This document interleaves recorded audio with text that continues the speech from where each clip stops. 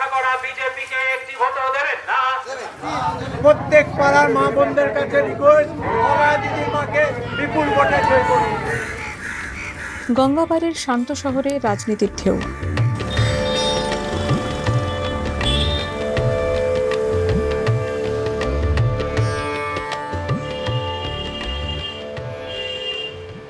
চা হবে তো? দুটো লাল চা দেবেন। বসো। ঈশান, ভোটের হাওয়া কি বুঝছো? ভোটের হাওয়া পরে বলছি, তুমি তার আগে বলো, এই রকম সরগরম ভোটের বাজারে আমরা ভবানীপুর যাইনি, নন্দীগ্রাম যাইনি, বা ভাঙড়ও যাইনি, পানিহাটিতে বসে আমরা কি করছি? দেখো, একদমই সত্যি কথা বলেছো। হট সিট হিসেবে আমরা যেগুলো মনে করছিলাম সেগুলোর মধ্যে প্রথমে কিন্তু পানিহাটি কোনোভাবেই ছিল না। যদি না আরজি করে নির্যাতিতার মা পানিহাটিতে প্রার্থী হতেন, তাহলে হয়তো আমরা পানিহাটিতে আসতামও না। একদমই। তার এখানে প্রার্থী হওয়াটা এই গোটা ভোটে এই পানিহাটি কেন্দ্রের চরিত্রটাকেই পাল্টে দিয়েছে একেবারেই।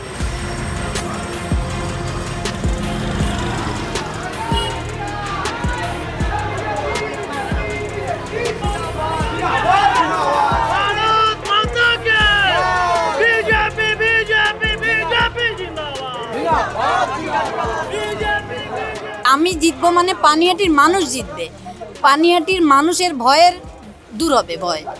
আর এই যে মেয়েদের সুরক্ষা, নারীদের সুরক্ষা, নারীদের কোনো নিরাপত্তা নেই। আমাদের মুখ্যমন্ত্রী যেমন বলেন 8টার পরে রাতে আর মেয়েরা বাইরে বেরোবে না, মেয়েদের নাইট ডিউটি দেওয়া যাবে না, ও কেন রাতে ওখানে গেছিল, এসব কথার জবাব নিয়ে আমি যাব বিধানসভায়। কেন এগুলো হবে? নারী পুরুষ সমান অধিকার, এটা আমি অ্যাসিওর করতে চাইব। সবার ঘরে মেয়েরা আছে, মায়েরা আছে, তাদের সবার সুরক্ষার দাবিতে আমি এই লড়াইতে নেমেছি। আমার কিচ্ছু লেনাদেনা নেই, আমি কিচ্ছু পাবো না, আমার ঘর শূন্যই থাকবে, কিন্তু আমার মানুষকে দেবার আছে অনেক কিছু।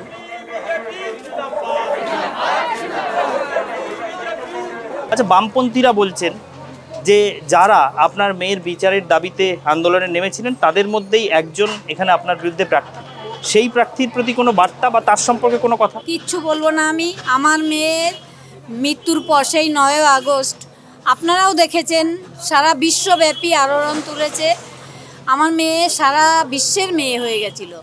এখন বাংলা তার মেয়ের ন্যায় বিচার চায়। দেখুন, আমিও একটা মা, উনিও একটা মা। এবার আমি সেই হিসাব করে তো তার পেছনে গিয়ে দাঁড়াবো না যে আমি দেখবো আমার কি উপকার হচ্ছে, সেই হিসাব করেই আমি দাঁড়াবো। ওনাকে তো আমি চিনি না, জানি না, এবার কী করে জানবো যে সে আমাদের প্রতি সহানুভূতি হবে না। বিজেপি মানুষের সর্বনাশ করে দিচ্ছে। পশ্চিমবাংলায় কত লোক মারা গেছে বলুন? যা করছে, যেমন নোট বাদলি করেছে, নোট বাদলি করে কত লোক মারা গেছে, লাইনে দাঁড়িয়ে বৃদ্ধ লোকরা মারা গেছে। তো এ যা করছে তাতে লোক মারা যাচ্ছে।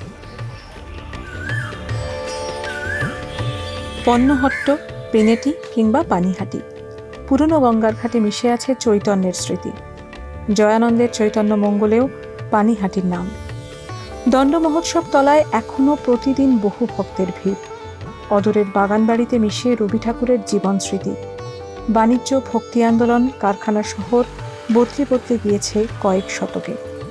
ঘাটের ধারে দাঁড়িয়ে সে বদল যেন দেখে চলেছে শহরের প্রবীণ 2 বাসিন্দা। প্রাচীন বটগাছ, বনস্পতির স্নিগ্ধ ছায়ামাখা শহরেই এবার ভোটের আজ বেশ অন্যরকম। একটু সবাইকে বলতে হবে তীর্থঙ্কর ঘোষ মহাশয়, আপনাদের সকলের কাছের মানুষ তীর্থঙ্কর ঘোষ আপনাদের সামনে উপস্থিত হয়েছেন, আপনাদের আশীর্বাদ। আরজি করে নির্যাতিতার মা আপনার বিরুদ্ধে প্রার্থী। আমার কাকিমার বিরুদ্ধে আমি হাত জোর করে বলছি, কাকিমা প্রার্থী হয়েছেন। আপনার বিরুদ্ধে আমার কোনো কথা নেই। আপনার যন্ত্রণায় আমাকেও যন্ত্রণা দেয়। কোনো বাড়িতে, বাংলার কোনো বাড়িতে যেন এই যন্ত্রণা না আসে, এটা ঈশ্বরের কাছে আমাদের প্রার্থনা থাকে। কিন্তু আপনার বিরুদ্ধে কথা নেই বলে আপনার দলের বিরুদ্ধে কথা নেই এরকম না। আপনি যে দলের থেকে দাঁড়িয়েছেন সেই দলের প্রতি আমাদের অনেক কথা আছে। ওনাকে প্রথমে দেখতে হবে বাবা রাম রহিম, কুলদীপ সেঙ্গার, ব্রিজভূষণ, তারা কোন দলের সাংসদ, একটু নিজের দলটা অ্যানালাইসিস করুন। প্রত্যেকটি মানুষের কাছে আমাদের আবেদন, সচেতন মানুষের কাছে আমাদের আবেদন, আরজিকর কোনো ফ্যাক্টর হবে না। পানিহাটিতে সচেতন মানুষের বসবাস। বিধানসভা নির্বাচন কেন হয় বিধায়ক কেন নির্বাচিত করতে হয় পানিহাটির মানুষ ভালো মতো জানে। আপনি এই পাড়াতেই থাকেন? এখানে এই যে ওয়ার্ডটা, যেখানে একটু আগে আরজি করের নির্যাতিতার মা প্রচারে এসেছিলেন, এই ওয়ার্ডটা তো নির্মল ঘোষেরই ওয়ার্ড, যিনি এতদিন বিধায়ক ছিলেন। নির্যাতিতার মা যিনি এসছেন তাকে ঘিরে যথেষ্ট সাড়া। তাও আমি বলছি ওদের জন্য আমরা অনেক দুঃখ হয়েছে। আমাদের রাস্তায় আমরা নেমেছিলাম, আমার বৌমা নেমেছিল, এই যে আমার যার মেয়ে অনেক করেছে এখানে, যে যখন মিটিং হয়েছিল ওর থেকে ছিল, সব কিছু করেছি আমরা, অনেক চেষ্টা করা হয়েছিল, কিন্তু তার কোনো হয়নি, সুরা হয়নি। কিন্তু আমরা চাই যে সুরাটা হোক। যখন ভোট দিতে যাবেন 29 তারিখ এখানে ভোট দিতে, তখন কি আরজি করের ঘটনাটাই সবার আগে মাথায়? সেটা তো সকলেরই থাকা উচিত, বিশেষ করে যাতে বিচারটা পায়, সেই জন্যই। দাও লজেন্স খাই, গলা শুকিয়ে গেছে। আচ্ছা, এই পাড়াটাই তো নির্মল ঘোষের পাড়া? হ্যাঁ, আমি ওনাকে সেটাই জিজ্ঞেস করলাম, বললেন 2-3টে বাড়ি পরেই, মানে কয়েক মিনিটের রাস্তা। এই ওয়ার্ডটা হচ্ছে 14 নম্বর ওয়ার্ড, যেখানে কাউন্সিলর হচ্ছেন বর্তমান তৃণমূল প্রার্থী তীর্থঙ্কর ঘোষ, নির্মল ঘোষের ছেলে।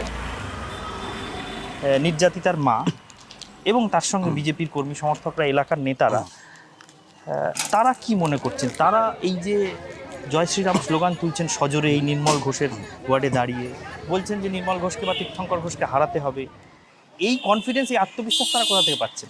দেখো, কোথাও তো একটা মনস্তাত্ত্বিক লড়াই। পানিহাটি বিধানসভার সমীকরণটা এমন একটা জায়গায় দাঁড়িয়েছে, আজকে বিজেপির কর্মী সমর্থকদের ওপর কোনো ধরনের যদি আক্রমণ হয়, কোনো রাজনৈতিক আক্রমণ, সেটা কিন্তু অনেকাংশে বিরুদ্ধে চলে যেতে পারে শাসক দলের বিরুদ্ধে। এই যে একটা মানে প্রচন্ড স্পর্শকাতর একটা বিষয়, ফলে তৃণমূলকে অনেক সাবধানে পা ফেলতে হচ্ছে।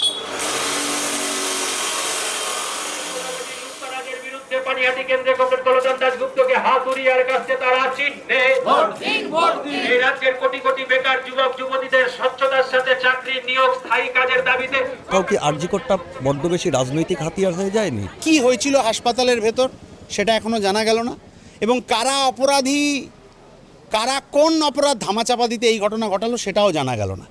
তাহলে সিবিআইকে যে 50টা প্রশ্ন করেছিলেন, সেই প্রশ্নের উত্তর সিবিআই কবে দেবে আমরা জানতে চাই। আমরা জানতে চাই যে কেন সিবিআই তার হলফনামা বদলে ফেলল। আমরা এও জানতে চাই যে ওই পরিবার আকুতি করার পরেও এই বিরলতম অপরাধের ঘটনায় কেন স্বরাষ্ট্রমন্ত্রী তাদের সাথে এসে আজ এই বিকেলে যখন আমি আপনার সাথে কথা বলছি তখনও দেখা করে উঠতে পারলেন না। তিলোত্তমার হত্যাকারী অপরাধী তৃণমূলীদের সিবিআই তদন্ত থেকে রক্ষা করা বিজেপিকে একটি ভোটও দেবেন না।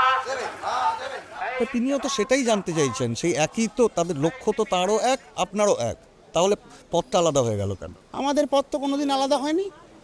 আরজি করের ঘটনার পর যেদিন রাত দখল হয় সেদিনও আমরা এই রাস্তা দিয়েই দাঁড়িয়েছিলাম, আজও আমরা এই রাস্তা দিয়েই দাঁড়িয়ে আছি। ভবিষ্যতেও যাই পরিস্থিতি হোক, নির্বাচন হোক না হোক, ঝড় হোক, ঝঞ্ঝা হোক, সুনামি হোক, আয়লা হোক, কবর থেকে প্রয়োজন হলে ওই আরজি করের ফাইল বের করে টেনে এনে আমরা অপরাধীদের শাস্তি দেব, সেই চ্যালেঞ্জটা তৃণমূল বিজেপি নিতে পারবে না।